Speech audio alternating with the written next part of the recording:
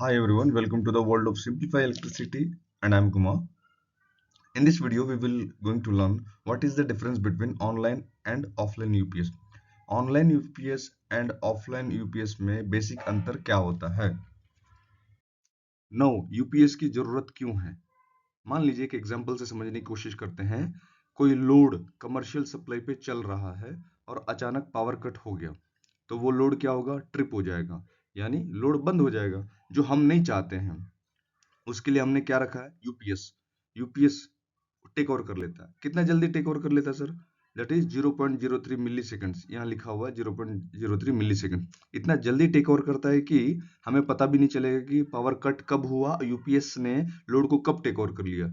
तो क्या sir take over करके ये दिन भर चलता रहेगा? नहीं, ये थोड़े देर के लिए आपको बैकअप देता है। It is depend upon the rating of the UPS, यानी कितना बड़ा यूपीएस है आपका, कितना रेटिंग वाला यूपीएस है, उसके उसके बेसिस पे कितने घंटों तक आपको बैकअप दे सकता है, ये निर्भर करता है। तो ये सर मान लीजिए कि 15 मिनट तक इसने बैकअप दे दिया, उसके बाद तो कट हो जाएगा लोड। जी हाँ, लेकिन ये 15 मिनट का जो बैकअप देता है, इसमें आप जाके जनरेटर ऑन कीजिए जो स्टैंड बाय मोड पे हमने रखा है, और उसे लोड पे थ्रू कर दीजिए। तो तब तक इसने आपके लोड को बंद होने से बचाया। In this way it provides the uninterrupted power supply.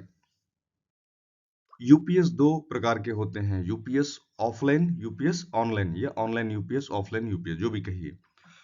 Basic question अगर आपसे पूछे what exactly is the difference between online UPS and offline UPS में क्या अंतर होता है, आपको एक लाइन में अगर जवाब देना हो तो आप कह सकते हैं सर ऑफलाइन यूपीएस में इन्वर्टर जो है ऑन नहीं रहता है, और ऑनलाइन यूपीएस में इन्वर्टर हमेशा ऑन रहता है।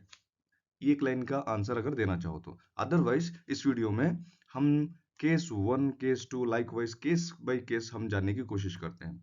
ये है ऑफलाइन यूपीएस का डायग्राम। जैसे कि कमर्शियल सप्लाई आया, रेक्टिफायर से एसी टू डीसी बना, बैटरी को चार्ज किया, और बैटरी का डीसी जो है इन्वर्टर के पास अवेलेबल है, और एक माइक्रो स्विच जो कि ओपन कंडीशन में है, और ये लोड है। तो सर लोड को अभी फीड कौन कर रहा है? देख सकते हैं आप रेड लाइन से, ये जो कमर्शियल सप्लाई है डायरेक्ट जा रहा है लोड के पास।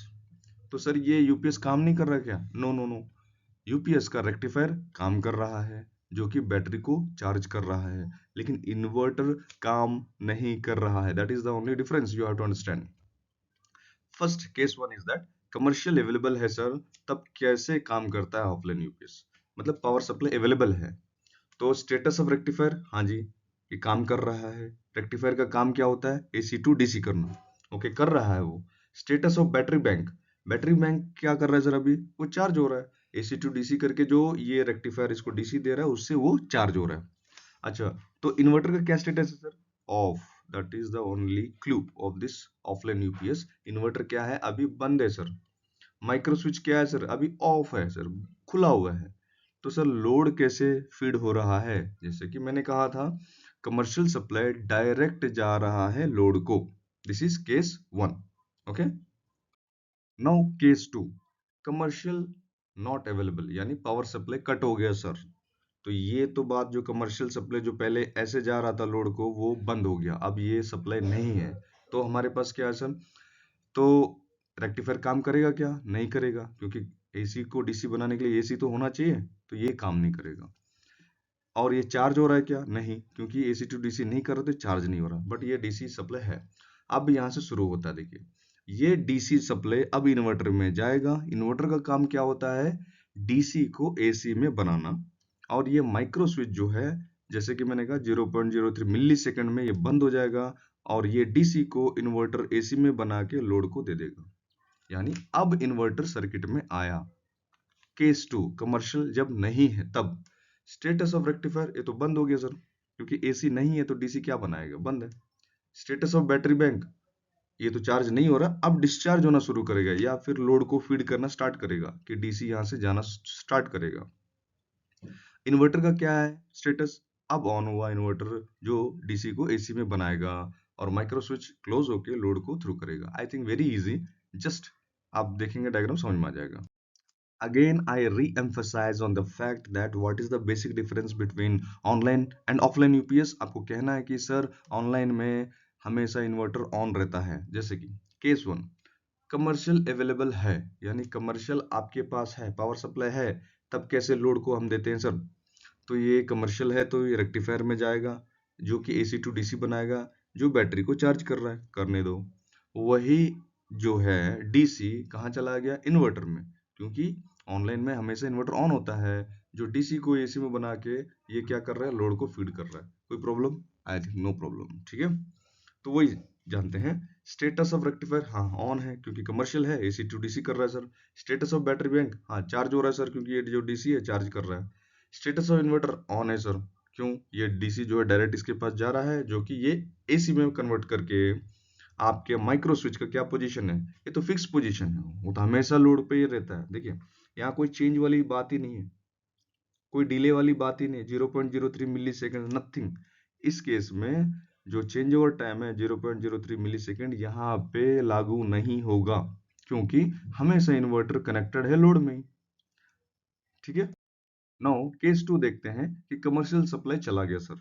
कमर्शियल सप्लाई जब चला गया तो रेक्टिफायर तो एसी टू डीसी नहीं कर पाएगा सर, यस नहीं कर पाएगा। फिर लेकिन बैटरी बैंक का डीसी जो है वो ऐसे ही कनेक्टेड है, मतलब कोई स्विच तो नहीं लगा हुआ है, ये तो चार्ज पैरेलली कर रहा था, यहाँ चार्ज कर रहा था और डायरेक्ट डीसी जा रहा था। अब क्या ये डीसी चला गया इन्वर्टर में, और इन्वर्टर डीसी को एसी बना रहा है और स्विच तो वही पोजीशन में है, तो कोई डिले नहीं है, कोई आवाज नहीं है।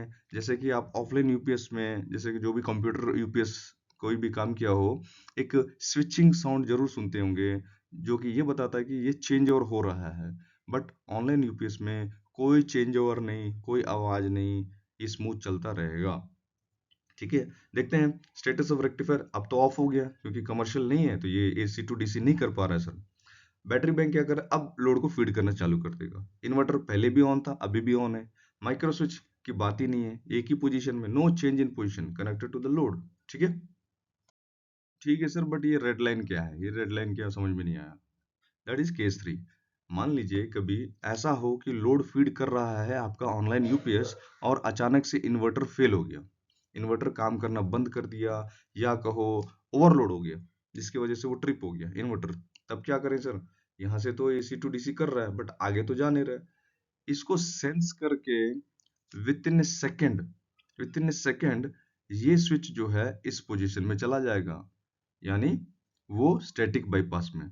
अगर इन्वर्टर किसी भी कंडीशन में काम करना बंद कर दें, किसी भी कंडीशन यानी इन्वर्टर फेल हो जाए या ओवरलोड हो जाए, तो आपके कमर्शियल सप्लाई डायरेक्ट जो है लोड को फीड होना स्टार्ट हो जाएगा।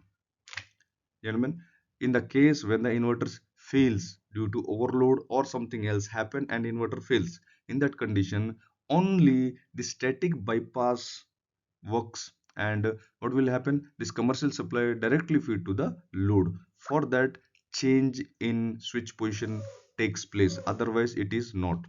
तो सर अब इन्वर्टर तो ओवरलोड हो गया, हाँ जी, एसी है तो एसी को डीसी में बना रहा है और ये चार्ज भी हो रहा है, बट डीसी को एसी में नहीं बना पा रहा है, ठीक है। स्टेटस ऑफ इन्वर्टर क्या है? फेल हो गया। Micro switch change the position to static bypass, ये पोजीशन जो है अब यहाँ आ जाएगा और कमर्शियल सप्लाई डायरेक्ट पहुंच जाएगा, ताकि लोड को इस केस में भी ट्रिप नहीं करना है, उसे कंटिन्यू करना है। सर इतना महंगा हमने ऑनलाइन यूपीएस खरीदा, अगर ये इन्वर्टर काम करना बंद कर दे तो स्टैटिक बाईपास पोजीशन में जब जाता है वो तो डायरेक्ट सप्लाई दे दे रहा है, कोई तो सेफ्टी उफ्टी कुछ नहीं है।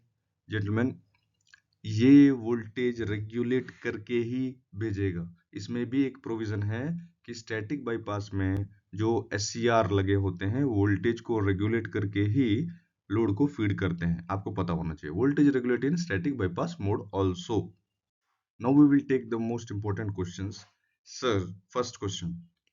Is there is any delay of time of online UPS? Sir offline UPS में कोई डिले, जैसे ऑनलाइन सॉरी ऑफलाइन यूपीएस में हमने देखा 0.03 मिली सेकेंड लगता है, तो इसमें कुछ लगता है क्या? आपका आंसर होना चाहिए नहीं, क्योंकि इन्वर्टर हमेशा ऑन में रहेगा और लोड से डायरेक्ट कनेक्टेड है, तो कोई चेंज ओवर का कोई बात ही नहीं है।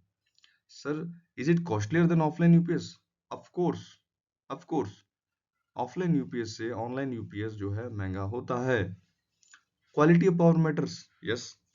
ऑफलाइन यूपीएस जो है डायरेक्ट फीड करता है कमर्शियल को, जबकि ये क्या करता है, पहले तो इसने एसी टू डीसी बनाया, फिर देन उस डीसी को इन्वर्टर के थ्रू एसी बना के भेज रहा है, जो कि प्योर साइन वेव के रूप में जाता है।